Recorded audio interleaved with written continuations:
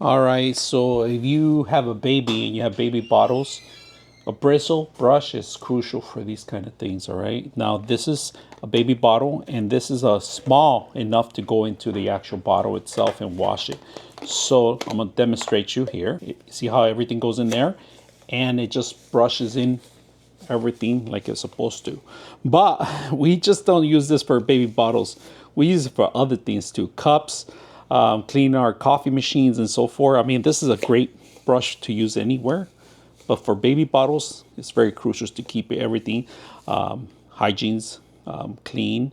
Babies need to have a clean bottle for the next meals. So let's test this out, see how it works. We got our baby bottle and our coffee machine that we just got our coffee off of it right now. And we like to put a little bit of water on both of them first. Put a little bit of soap in there. And then we're gonna clean the coffee first. And the hardest part is getting all the grind, all the stuff that's in the bottom. And look at this. Moving it good. That's easy to clean. So I don't have to worry about how clean it's gonna be. But look at this, is the best part. And you add water in there. Make sure you shake it up and down. That's it. Now I like the handle. It has a hole so you can hang it anywhere. But I like this. You can use it for anything. Cups.